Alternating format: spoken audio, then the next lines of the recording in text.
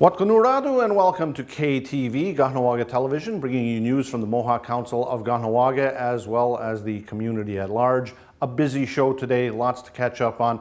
And we shall start with the story of the Mikinaks. As reported in the local media, someone from the Mikinak community tried to purchase a car and have it delivered tax-free to Kahnawake.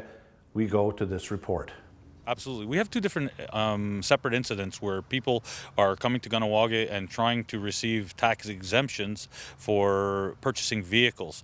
Both incidents have both people showing Mikinak cards, okay? And both purchasers were under the impression that they were entitled. So what's happening now is both people who tried to purchase the vehicles and receive a tax exemption were told by their organization, and this is the Mikinak organization, right, that they were told that they are entitled to receive the cars tax-free, that they're entitled to an exemption. So both people came here and they really and truly believe that they're entitled to it. So the officers, and it's separate officers that are investigating both incidents, asked these people, well, where are you getting this information? They said, well, my organization. And they said, what organization? They said, well, the Mikinak organization. They're not saying a specific person, just the organization. So if you see vehicles being delivered anywhere on the territory, contact the peacekeepers immediately. We'll respond, we'll send an officer, and we'll deal with it. I mean, the vast majority of cars that are delivered to the territory are for legitimate purposes, right? Most of the people are receiving the tax exemption according to the process, and it's done properly. But I mean, in light of the two recent incidents, call us and we'll respond. So this story continues to grow. As a matter of fact, second incident on Monday with another Mikinak person trying to receive a car. Grand Chief Joseph Tokwiro Norton joins us on the program. Welcome to the show. Thank you, Joe. This one is causing lots of headaches for Mohawk Council. It's also causing headaches for Indigenous affairs. They've had to deal with this. We've been in contact with them. What can you tell us? Well, oddly enough, what I'm going to say is that I'm glad it's happening. Simply because it points out, if you want to call it the dangers or the problems that arise if it goes unchecked. We're being vigilant as much as possible. The department finally has said something about the circumstances and the situation, and has intervened, if you will, at this point to the people, to the Mikinaks, to say to them, you got to cut this out. Cannot continue to do this. So I'm glad it's happening, because here's examples. It's not just our imagination. It's not just us spouting off 6 months ago or whenever this began to say, here are the dangers, here are the problems that what these kinds of fraudulent activities can produce. They're happening now. So there you are. So now it's not only our responsibility, but it's also the responsibility of Canada. It's the responsibility of the surrounding area here, car dealerships or whatever it may be, for themselves to become educated on what this is all about and to stand up and say, enough is enough. We're not going to allow this. Our good relations, we're buyers.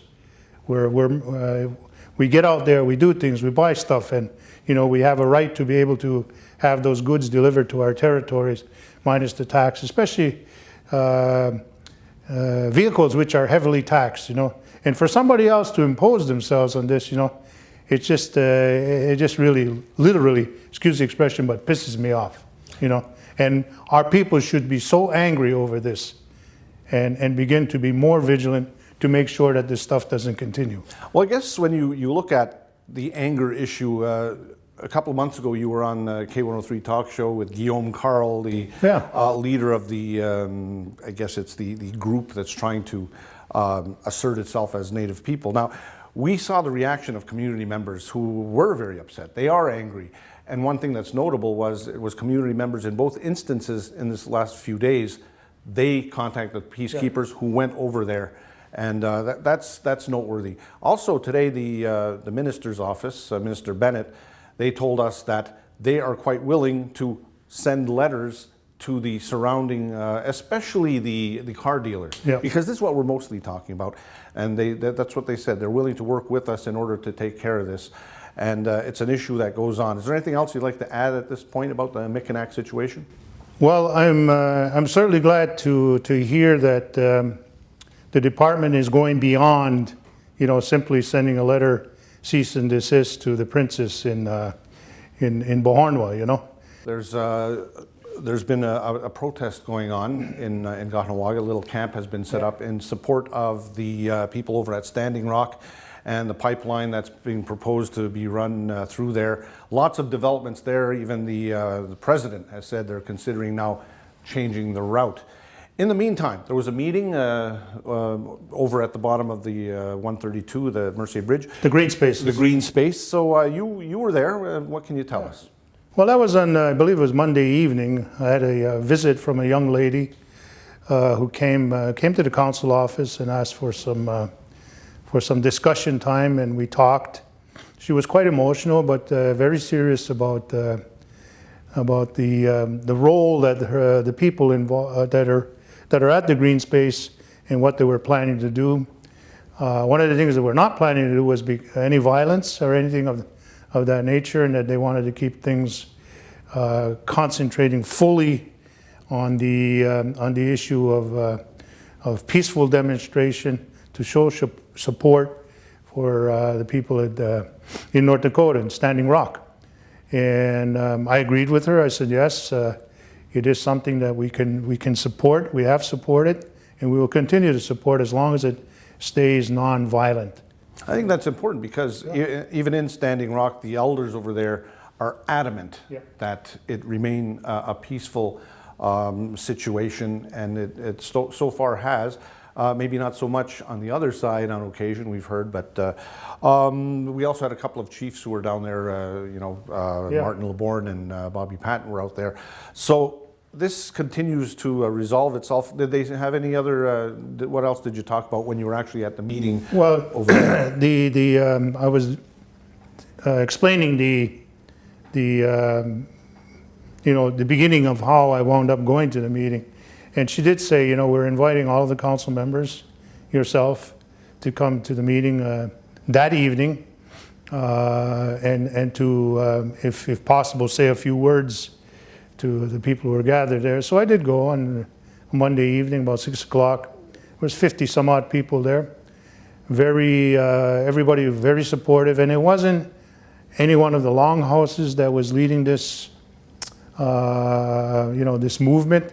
It was basically ordinary people from the community who maybe in their daily lives are working somewhere and doing things other than concentrating on protesting. But they had taken the initiative to set themselves up and have a vigil, an ongoing vigil on a continuous basis to show their continued support. And one of the things that I also mentioned there was the fact that in 1990, there was so much support that came here from all over the place, and I can only assume from North Dakota to Kahnawake, Standing Rock perhaps, and others that came to Kahnawake and did what they could to help us here. So I said, in turn, it's for us to reciprocate and show that we are prepared to support them also, and that's part of the reason why we had a delegation go to Standing Rock about a month ago. In any event, at the meeting itself, there was a variety of speakers that got up and spoke. All of them young people that talked about, the situation and what do we do now? Where do we go from here, kind of thing, And it was they did not want. Also, they were very mindful of the fact that they did not want to anger or upset our neighbors, because those are the people who were looking towards to support us more than just internally, and they were very mindful of the fact that this is not just a Okwahue issue. This is non-native people also. It's their futures, their lives, their water, their children's future, and that's what we were appealing to. That's what they were attempting to get the kind of support from, and to show that there's something going on outwardly, as well as inwardly, meaning here in Canada, right across the country, east to west. Out in British Columbia, there's a major ongoing disputes and protests that are taking place over building of a dam or dams. The same thing is happening on the East Coast, out in Newfoundland, went from one extreme to the other in the country in terms of a place called Muskrat Falls, where there's people who are protesting because of a dam that was being built and the potential for poisoning of the waters out there too.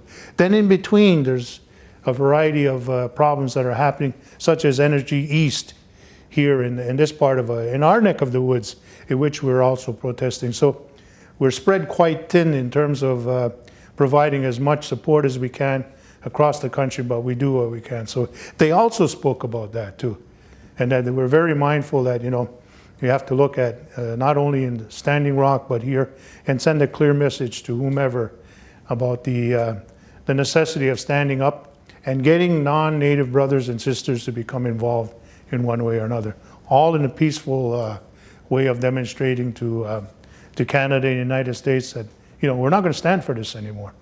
The landscape is changing. As a matter of fact, the National Post had a story this past weekend about how Canada and the United States need to be mindful of the groundswell that's happening here, and it's a different type of action that's taking place. Speaking of pipelines, Enbridge, the Line 9B, the Mohawk Council intervened a couple of years ago. Now there's a challenge from the Chippewas of the Thames. They're actually going to the Supreme Court, and they're very concerned about the consultation process, the problems with it. And the MCK has actually been granted intervener status at a hearing that's going to be happening with the Supreme Court at the end of the month. November 30th, I believe, is the date. And I know we have to get our documents in by the end of this week, this being Thursday, what is today, the 4th? So anyway, what can you tell us about that and the fact that we're going to be appearing in the Supreme Court? Well, it's an opportunity. I mean, I was not sure exactly what we were intervening in to begin with, but now I understand it's a whole consultation process, National Energy Board, and the way they do things. As a matter of fact, we got a taste of that back in September, I think it was, here when protesters actually shut down the process here. And we meaning the Mohawk Council of Kahnawake, along with Kanesatake and Akwesasne, we were supposed to make a presentation there at that time too, but everything got shut down. That was fine. We held a press conference, explained our particular position. But again, it's an opportunity for another party to be involved in another action that's being taken by the Chippewas, and for us to be able to state our position regarding the manner in which the National Energy Board has sort of ramrodded its process through the country, and to question, you know, the whole process itself. You know, is this really the way you do consultation?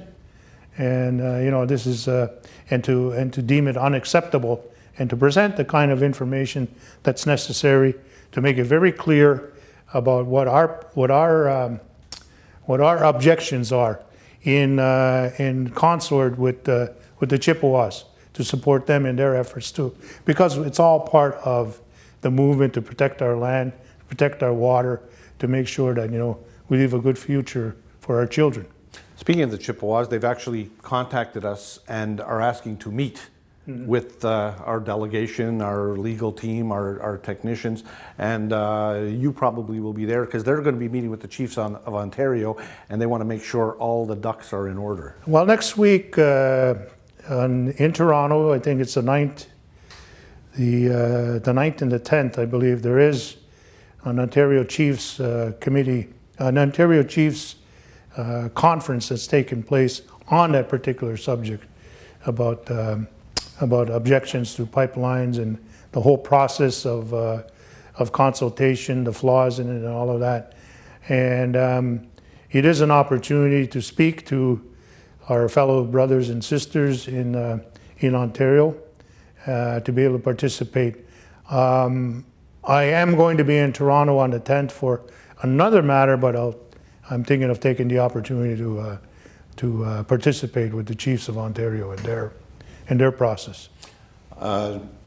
Joe, I know we could keep you here all day with all the topics going on, but I know you have places to go, things to take care of, but thank you so much for taking time to update us on these many topics going on, lots of important things happening in Kahnawake. Go on. Good.